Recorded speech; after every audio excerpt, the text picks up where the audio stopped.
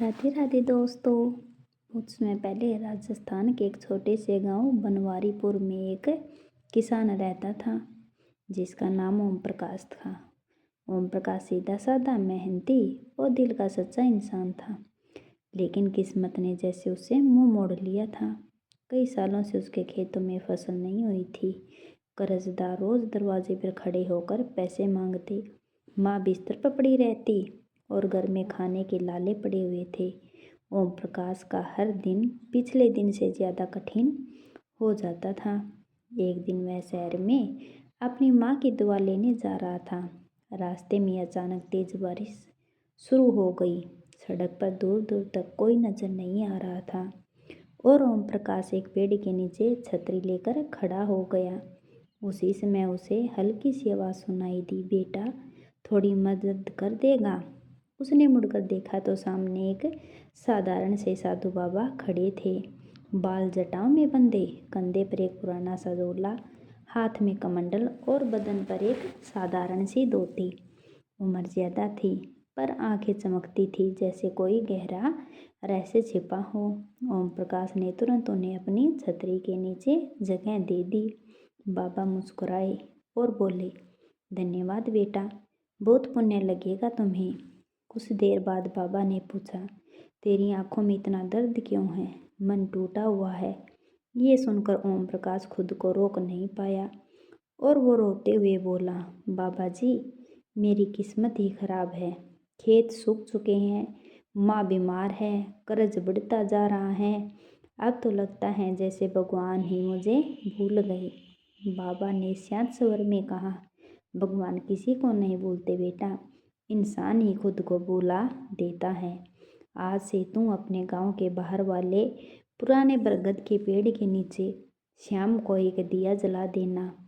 बस इतना कहना, श्याम बाबा अब मैं आपका हूँ, बाकी सब हम संभाल लेंगे। ओम प्रकाश को बाबा की बात पर भरोसा भी हुआ और डर भी लगा। उसने माँ की दवा ली और घर की तरफ लौट आया। अगली शाम वह बरगद के पेड़ के नीचे गया और दिया जलाया और धीरे से बोला, श्याम बाबा अब मैं आपका हूँ। हवा धीरे धीरे एकदम शांत हो गई। कुछ पल के लिए लगा जैसे आसपास कोई अदृश्य शक्ति है, लेकिन उस रात कुछ खास नहीं हुआ। दूसरी रात भी कुछ खास नहीं हुआ, लेकिन तीसरी रात चमत्कार शुरू हो गया।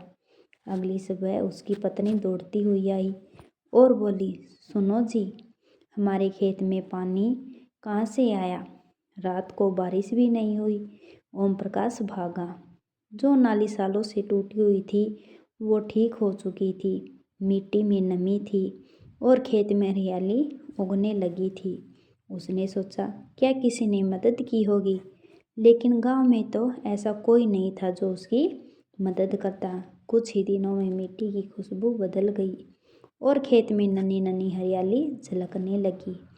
एक दिन सुबह सुबह वह खेत देखने गया तो उसने सफ़ेद कपड़ों में एक आदमी को हल चलाते हुए देखा। ओम प्रकाश चौंक गया और पास जाकर बोला, आप कौन हैं? मेरे खेत में काम क्यों कर रही हो? उस आदमी ने मुस्कुराकर बस इतना कहा, मैं भी तेरे साथ हूँ बेटा, जैसे तूने मुझे अपना माना है। और पलक झपकते ही वह हवा में गायब हो गया। ओम प्रकाश स्तब्ध खड़ा रह गया। वह सीधे बरगद के पेड़ के नीचे पहुंचा और कांपती आवाज़ में बोला, बाबा आप कौन हैं? हवा में हल्की सी आवाज़ आई, जिसे लोग श्याम बाबा कहते हैं। मैं वही हूँ बेटा। ओम प्रकाश रो पड़ा। अब वह रोज़ श्याम को दिया जलाता और कहता, श्याम बाबा अब मैं आपका हूँ। कुछ ही हफ्तों में चमत्कारों की बरसात होने लगी। उसकी माँ की बीमारी बिना दवाई के ठीक होने लगी। डॉक्टर ने कहा, ऐसा लगता है जैसे किसी ने जीवन दान दे दिया हो। कर्जदार जो रोज गालियाँ देते थे एक दिन खुद बोले, ओम प्रकाश भाई आराम से पैसे चुका देना, हमें जल्दी नहीं है। उसके खेतों में इतनी फसल हुई कि गांव वाले देखने आते और कहते, ये तो चमत्कार है। लेकिन चमत्कार यहीं नहीं रुके। एक रात तेज आंधी चली, बादल भारी आवाज के साथ चारों ओर घूम रहे थे। फसल के उड़ जाने का डर था। ओम प्रकाश भागा भागा खेत पहुंचा और चिल्लाया, बाबा मुझे बचा लो। तभी हवा शांत हो गई। उसने देखा वहीं सफ़ेद कपड़ों वाला व्यक्ति खेत में खड़ा था। उस आदमी ने कहा, जिस पर भरोसा होता है उसके लिए चमत्कार करना मुश्किल नहीं है। और ये कहते ही वह रोशनी में बदलकर गायब हो गया। धीरे धीरे गांव वालों को भी कुछ न कुछ महसूस होने लगा। किसी की दादी की बीमारी ठीक होगी, किसी का खोया हुआ बेटा घर लौट आया, किसी को नौकरी मिल गई। सभी ने कहना शुरू कर दिया, बरगद का पेड़ नहीं, ये तो श्याम बाबा का दरबार है। फिर गांव में बड़ा सत्संग हुआ। दूर दूर से लोग आने लगे। हर कोई अपने अपने चमत्कार सुनाने लगा। ओम प्रकाश ने लोगों से कहा, बाबा जी मुझे एक ही बात कही थी, जिस दिल में विश्वास और भलाई हो वहाँ मैं खुद चलकर आ जाता हूँ। उस दिन से बरगद के पेड़ के नीचे रोज शाम को दिया जलता। आज भी वहाँ किसी की पुकार सुनी जाती है। लोग आज भी कहते हैं, श्याम बाबा मंदिरों और मूर्तियों में नहीं रहते, वे वहाँ रहते जहाँ कोई टूटे दिल से उन्हें पुकारता है। और ओम प्रकाश, वह आज भी हर शाम उस पेड़ के नीचे बैठकर कहता है, श्याम बाबा मैंने जीवन में सब देखा है, लेकिन आपके जैसा प्यार, आपके जैसा सहारा कहीं नहीं मिला।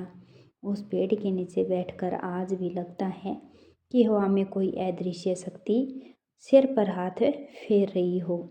कोई कह रहा है, बेटा मैं हमेशा तुम्हारे साथ हूँ। तो दोस्तों, आपको कहानी कैसी लगी कमेंट में कमेंट करके बताएं।